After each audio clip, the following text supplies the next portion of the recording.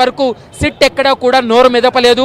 Cinema ప్రముఖులకు సంబంధించి ఫోన్లు ట్యాప్ అయ్యాయా లేదా అనేది ఆన్ రికార్డ్ ఇప్పటి వరకు ఎక్కడ చెప్పనటువంటి పరిస్థితి కనపడింది. కానీ ఈరోజు కేటీఆర్ విచారణలో చాలా కీలక అంశాలు కూడా ఈరోజు ప్రస్తావించేటువంటి అవకాశం అయితే కనిపిస్తూ ఉంది.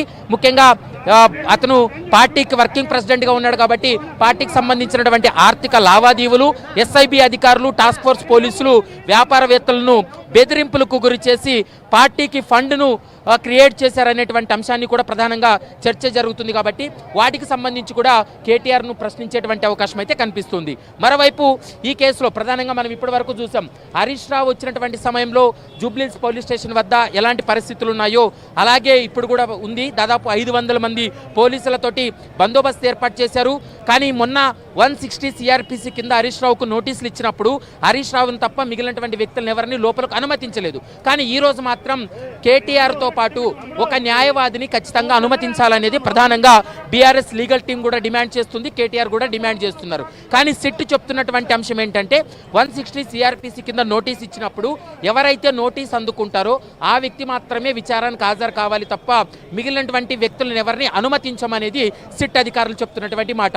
ఒకవేళ ఏదైనా కోర్టు డైరెక్షన్స్ ఉన్నా ఖచ్చితంగా న్యాయవాది సమక్షంలో విచారణ జరపాలని ఆదేశాలు ఉన్నప్పుడు మాత్రమే న్యాయవాదిని అనుమతిస్తాం తప్ప ఇప్పుడు 160 సిఆర్పిసి కింద ఇచ్చినప్పుడు వాంగ్మూలాన్ని నమోదు చేసేటువంటి సమయంలో ఎట్టి పరిస్థితుల్లో వేరే వ్యక్తులను అనుమతించమనేది ప్రస్తుతం అయితే మాత్రం సిట్ అధికారులు చెప్తున్నారు. ప్రస్తుతం మనం చూస్తున్నాం కేటీఆర్ మరికొన్ని క్షణాల్లోనే జూబ్లీహిల్స్ సిట్ కార్యాలయానికి చేరుకునేటువంటి అవకాశం అయితే స్పష్టంగా కనిపిస్తుంది.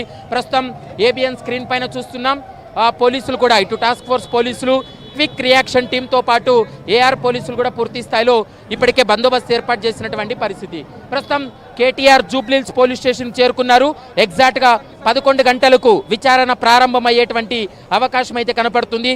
ఇప్పటికే ఆన్ కెమెరా విచారణ కొనసాగుతుంది. ఎందుకంటే ఇప్పటి వరకు సాక్షులను కావచ్చు, నిందితులను కావచ్చు, ఈ కేసులో అనుమానితులను కావచ్చు విచారణ జరిపినటువంటి సమయంలో ఆన్ కెమెరానే రికార్డ్ చేస్తూ ఉన్నారు. విచారణ మొత్తం కూడా రికార్డ్ చేస్తూ ఉన్నారు. ప్రస్తుతం మనం చూస్తున్నాం విజువల్స్లో కూడా కేటీఆర్తో పాటు మరికొంతమంది బీఆర్ఎస్కి సంబంధించినటువంటి నేతలు రావడం జరిగింది. కేటీఆర్ ఇప్పుడే సిట్ కార్యాలయం లోపలికి ఎంటర్ అయ్యాడు. ప్రస్తుతం మనం విజువల్స్లో కూడా చూస్తున్నాం. ఈరోజు సాయంత్రం వరకు కూడా కేటీఆర్ను సుదీర్ఘంగా విచారణ జరిపి వాంగ్మూలాన్ని నమోదు చేసేటువంటి అవకాశం అయితే స్పష్టంగా కనిపిస్తుంది. ఇందులో చాలా కీలక అంశాలు, ఎందుకంటే ఇప్పటి వరకు జరిగినటువంటి విచారణ ఒక ఎత్తు అయితే సిట్టు ఏర్పాటైన తర్వాత హైదరాబాదు కమిషనర్ సజ్జనార్ నేతృత్వంలో ఏర్పాటైనటువంటి సిట్టు విచారణ తర్వాత ఈ సిట్టు విచారణ దూకుడు పెంచిందనేది మనకు స్పష్టంగా అర్థమవుతుంది. ప్రస్తుతం ఈ కేసుకు సంబంధించి అయితే మాత్రం ఇటు బీఆర్ఎస్కి సంబంధించినటువంటి కీలక నేతలందరినీ కూడా ఒక్కొక్కరిని విచారణకు పిలుస్తూ ఉన్నారు.